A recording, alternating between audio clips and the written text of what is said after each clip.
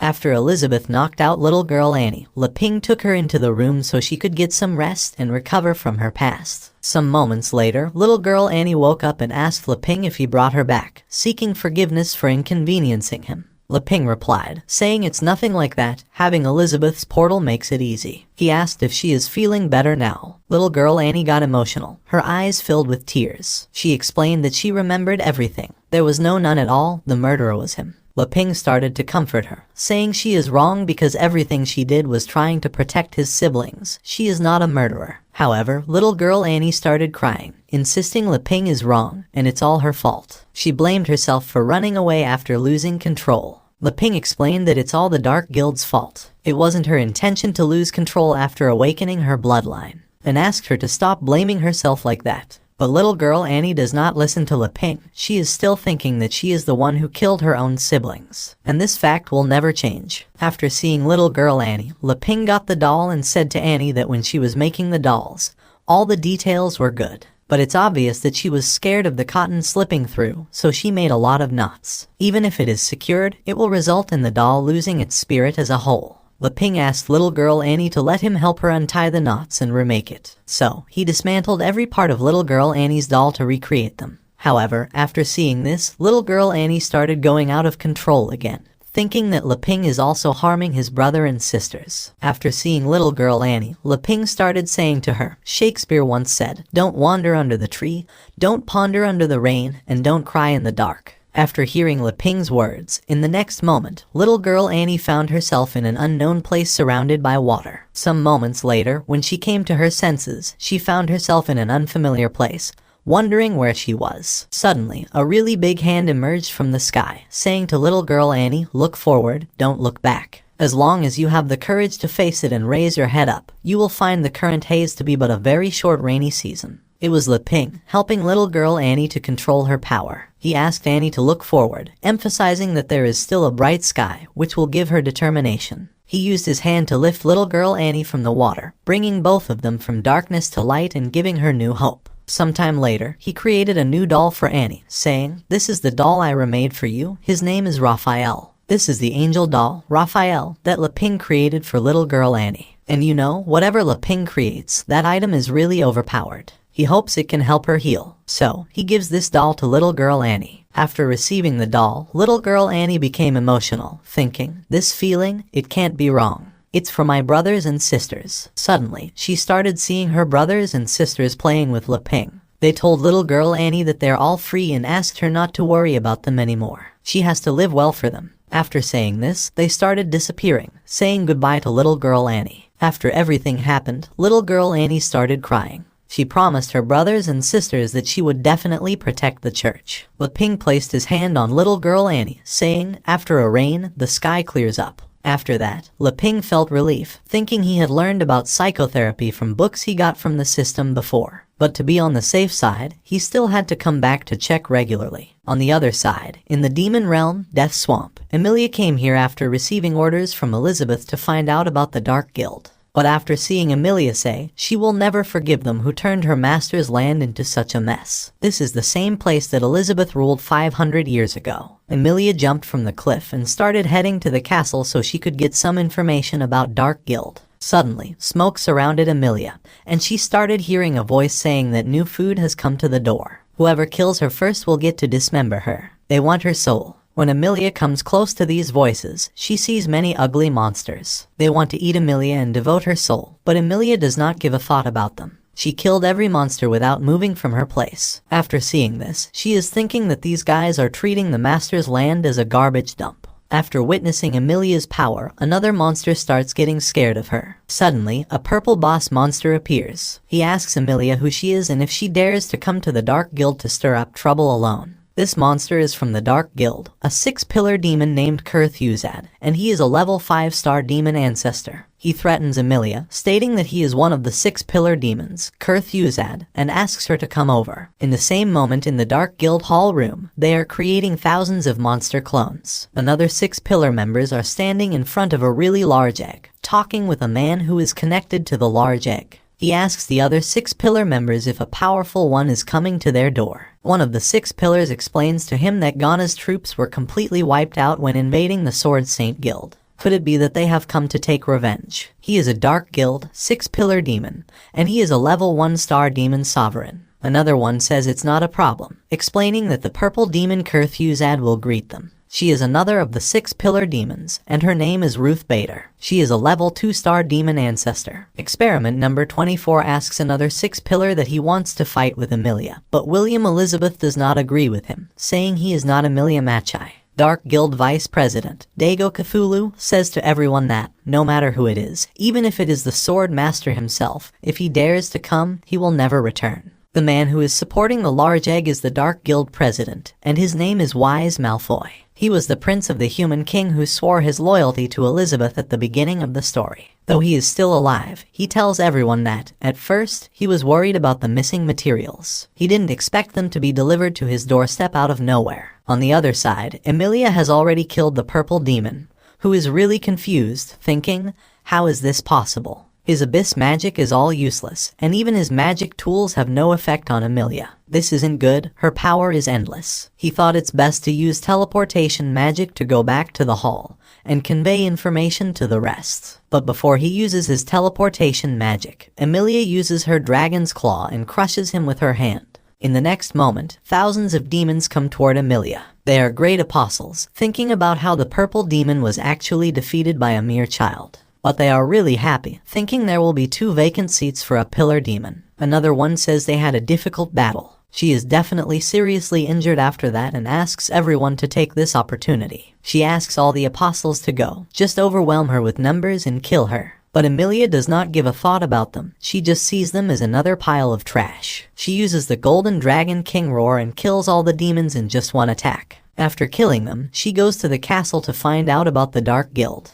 But before she enters the castle, the door demon stops her, saying if she wishes to enter, she must answer his questions. The cost of answering wrong is her life. So, he starts asking her questions, but before he completes his words, Emilia kicks the demon door and breaks him into multiple pieces. After that, she enters the room. After seeing Wise Malfoy, she says to him that he has turned into something ugly. After hearing this, Malfoy starts laughing, saying 5,000 years have passed, and he became old now. He is really happy after meeting Emilia after such a long time. But before he completes his words, Emilia kills him with her power. His body explodes instantly. After seeing this, everyone gets really surprised, wondering what just happened. One of them asks if Emilia thinks her attack worked. After killing Wise Malfoy, Emilia thinks she's done and suggests calling it a day and going to Master Elizabeth. But suddenly, Malfoy's body starts healing. He is really happy, saying, as expected of Emilia, she's gotten even stronger. However, he is really curious and asks Emilia why she suddenly awakened from his deep slumber. He also asks if she perhaps found Master Elizabeth. Emilia gets really surprised, thinking about what just happened. How is he still alive? But before she says something, the 6-pillar vice president attacks Emilia with his taboo tentacles. He tells Emilia that as long as he defeats her, the demon Queen Elizabeth's mount, Golden Dragon King, the position of the Lord of Demons will be hers. Now that Emilia's magic power and the movement of her limbs are sealed inside the Dark Sea, no matter how strong she is, she can't escape his grasp. Emilia laughs and asks him, who wants to escape? What do you mean? Emilia starts eating his tentacles, but he tells her that it's a pointless struggle. However, Emilia doesn't give a thought about him and continues eating. But his tentacles are really large. He tells Emilia that she is a stupid girl and asks if she wants to eat him. Does she know how large his body is? She shouldn't overestimate herself. But he underestimated Emilia. Emilia starts eating his whole body, and the octopus demon gets really scared. He asks Malfoy to save him, but before they help, Emilia already finishes eating him. Since waking up, she hadn't eaten anything and thought that this would be enough to fill her stomach. Suddenly, one of the 6 pillars says to Emilia that she surrenders. She had to join them against her will. She comes close to Emilia and uses her seductive kiss on Emilia, thinking if attacking doesn't work, this will. She asks Emilia from now on, she is her prisoner. However, her seductive kiss doesn't work on Emilia. Emilia releases some of her power and sends her flying to the other side. She doesn't give a thought about her, she is still thinking about the octopus she ate before. Because the silly octopus still wants to multiply in her stomach, she says to the octopus that she will digest him in one go. Another 6-pillar gets really surprised, thinking not only did Emilia kill the vice president, but she also injured her father. She thinks that's interesting, so she uses her Demon King skill, Liberation. but Emilia sends her flying with just one punch. After killing the remaining 6 pillar, Emilia asks Wise if he is thinking of replacing Elizabeth by bringing this trash with him. He is not even qualified to be her opponent right now. Malfoy congratulates Lady Emilia for being promoted to Demon King. He is so envious. As a human, he doesn't have a long enough lifespan to break through. Emilia interrupts him, saying that's enough with the nonsense, and asks him if he is going to commit suicide or if he still thinks he can beat her. Wise Malfoy starts laughing, saying how could he, Wise Malfoy, dare to be her opponent. But suddenly, the egg behind Wise Malfoy starts revealing. She says if they add her, the matter would be different. After seeing Elizabeth's clone,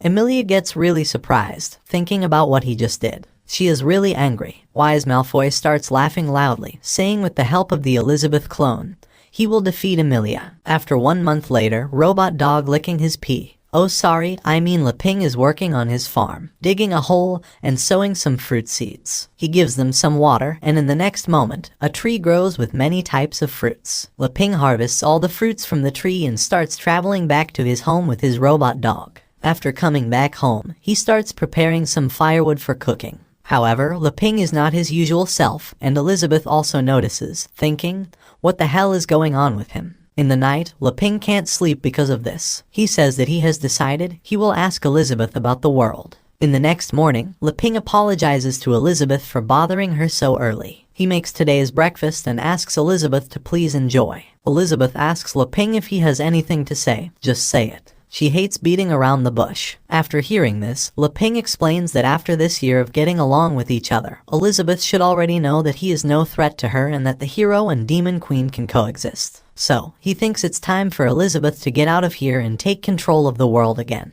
But Elizabeth is really confused, thinking about what Leping wants to say. Leping explains that he originally thought he could live peacefully by hiding here in the novice village. However, he didn't expect that what the system said about the encounter of the hero and the demon queen being inevitable would be true. He didn't go out, but Elizabeth came to his door. As a result, the novice village's barrier was damaged, and 500 years passed outside, resulting in the current chaos. Without Elizabeth ruling the world, some dark guild has appeared.